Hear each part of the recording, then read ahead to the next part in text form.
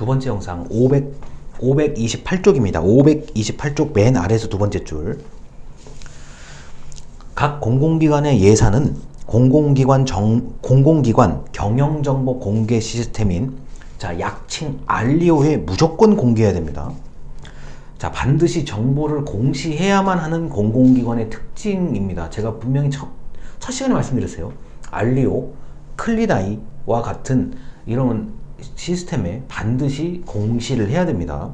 의외로 1년에 한 번 공시한다기보단 자주 공시해요. 규정이 바뀌었다 바로 공시하고, 내부의 규칙이 바뀌었다 바로 공시합니다. 그런데 여러분 이제 공공기관 나중에 취업을 하거나 공무원이 되시거나 이럴 분들은 이 공개한다는 거에 대해서 굉장히 조심스러워 하셔야 돼요. 왜냐? 우리는 지금 저와 여러분들은 이 수업을 듣잖아요. 그러니까 내가 교수님이 알리오에 한번 들어가 보라 그랬으니까 들어가 봤어요. 이제 이런 사람 더하기 공공기관의 어떤 정보를 열람하고 찾아볼 정도가 되는 그런 국민들 같은 경우는 일반적인 국민들이 아닐 가능성이 높아요.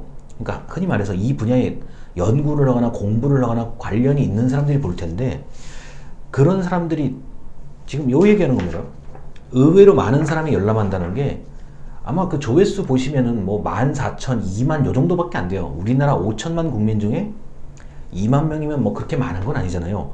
그런데 그 2만 명이 공공기관이나 공기업에 대해서 상당히 관심을 가지고 안다는 사실이에요. 그렇기 때문에 허술하게 올리면, 공개하면 엄청 욕먹습니다. 이게 어느 순간이 되면요. 그래서 이 의외로 많은 사람이 열람한다는 사실을 알아두셔야 되고요. 그 다음에 이제 531쪽이요. 531쪽에 위에서 다섯 번째 줄입니다. 우리나라 공기업의 회계검사, 회계장부를 검토할 때는 감사원이 일반적으로 모든 걸 다 맡아서 하는데, 감사원법의 규정에 따라서 모든 공기업은 감사원의 회계검사를 받아야 됩니다. 그런데 감사원은 이제 예산 결산의 결산, 그 다음에 회계검사, 그리고 여러분들이 가장 조심해야 될 것, 직무감찰이죠.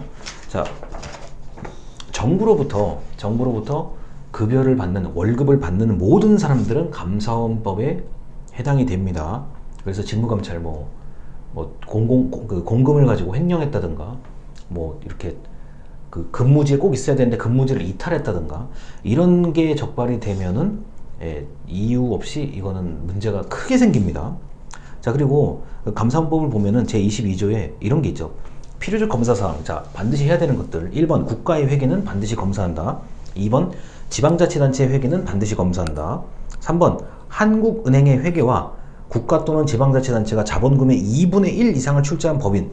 이게 이제 여기에 공기업, 우리가 흔히 알고 있는 엄청나게 큰 공기업들이 다 해당이 되고요. 4번 다른 법률에 따라 감사원의 회계검사를 받도록 규정된 곳. 여기도 마찬가지로 공공기관이 거의 대부분 다 포함돼요. 그런데 이 감사원법에 이렇게 딱 4줄 나와 있는데요. 이게 감사원 홈페이지를 한 번쯤 들어가 보셔서 이렇게 해서 감사원 소개 같은 걸 보면은 그 내용을 잘 읽어보시다 보면은 사실상 정부의 돈이 들어간 곳은 다 감사원의 대상이 돼요. 다만 이제 국가안보의 어떤 알려지면 안 되는 곳, 그러니까 군사 기밀에 해당되는 거, 그 다음에 현재 진행 중인 법원의 재판에 관련 이런 사항들 빼고는, 상식적으로 납득이 되는 그런 사항들 빼고는 사실상 감사원은 모든 것을 감사할 수 있습니다. 그리고 감사원은 헌법에 규정된 아주 명확한 기관이기 때문에 이게 없어질 일은 없고요. 앞으로 오히려 감사할 게 늘어날 수도 있어요. 제가 최근에 보면은 저출산 고령화에 대한 대책이 잘 이루어졌느냐 아니냐, 이런 정책 감사라고 해요. 이거 우리 수업에서는 다루질 않는데, 그 정책의 내용이 타당하냐를 가지고 이제 얘기하는 정책 감사까지 다루고 있다는 점에서 한 번쯤 공무원이 되실 분들이라면 감사원 홈페이지 같은 데 들어가 보니까 사례 재밌는 거 많아요. 뇌물을 어떻게 받았고 줬고 이런 거, 조사한 기록까지 전부 다 공개가 됩니다. 한 번쯤 보시면은 재미를 느끼실 수도 있어요. 533쪽 세 번째입니다. 세 번째 문단. 감사원은 감사원법에 따라서 공기업, 준정부기관의 업무와 회계에 관해서 감사를 실시할 수 있다. 감사원은 위탁하거나 대행할 수 있다. 감사원이 모든 걸 다 하기가 좀 애매해가지고 감사 능력이 있는 감사 그 경력이 있는 다른 어떤 주체에게 부탁을 할 수는 있는데 아무리 그렇다고 하더라도 감사원이 마지막에 다시 검토합니다. 자, 그래서 감사원은 이런 그 임무를 수행하는 곳이다. 자, 그리고 534쪽입니다. 자, 534쪽이요. 중간에 영어 단어 나온 데 있어요. 소셜 베네핏, 소셜 코스트라고 돼 있습니다. 공기업은 국가의 정책을 이행하는 하나의 수단입니다. 그렇기 때문에 공기업이 투자할까 말까는 사회 편익, 투자했을 때 얻는 이익과 투자할 때의 비용을 반드시 고려해야 된다. 자, 우리 아마 다른 교수님들 수업 시간에 이런 얘기 들었을 수도 있어요. 비용, 편익 분석. 내가 투입하고 얼마나 가지고 나올 것인가, 산출될 것인가. 제가 기숙사를 가지고 예를 많이 들죠. 공공기숙사, 대학교 기숙사, 청년주택. 자, 청년주택, 분명히 이제 여기 해당이 있으실 거예요, 나중에요. 내가 청년주택에 입주하려고 하는데, 자, 나만 입주하고 싶은 게 아니라 다수의 청년들이 뭐 그 지역 또는 권역, 뭐 수도 권역, 뭐 경북 권역, 전남 권역이요. 자, 그러면 이제 그런 여론이 있다고 하면은, 그리고 언론에 좀 이렇게 계속 등장을 한다 그러면 정부는 그런 여론을 좀 수렴해서, 야, 그러면 어디에다가 지을까? 이제 택지 개발 어디로 지정을 해야 될 거냐? 그 다음에 얼마, 몇 개, 몇 호, 한 호요. 집을 몇 호를 만들어야 될 건가? 이거 굉장히 중요한 거죠. 자, 근데 그냥 만들지 못하잖아요. 일단 이게 그러니까 정부가 가지고 있는 땅이냐? 자, 사유지이냐? 사유지면 매입을 해야 되는 거. 여기서 시간이 많이 걸리죠. 그 다음에 사유지도 있고 국유지도 있다. 이거 한꺼번에 해야만 된다. 그러면 이제 또 같이 해야 되는 거고요. 자, 그리고 이제 그 건설을 해야 되는데, 그럼 건설은 뭐 일반적으로 뭐 주택 토지, 뭐 주택 관련된 공사에서 다 도맡아서 하는데, 자, 그렇다고 하더라도 일단 아파트를 짓는 거는 시간이 많이 걸려요. 시간이요. 1년에 할 수 있냐? 불가능하죠, 거의. 2년에 할 거냐? 3년에 할 거냐? 자, 투입되는 비용이 최소한 3년이에요. 제가 볼 때는요. 그 다음에 만약에 뭐 복잡한 것까지 다 정리하려면 한 5년 정도 걸려요. 비용이죠. 근데 시간에 따른 비용이 계속 투자되는 거잖아요. 그럼 편익은 언제냐?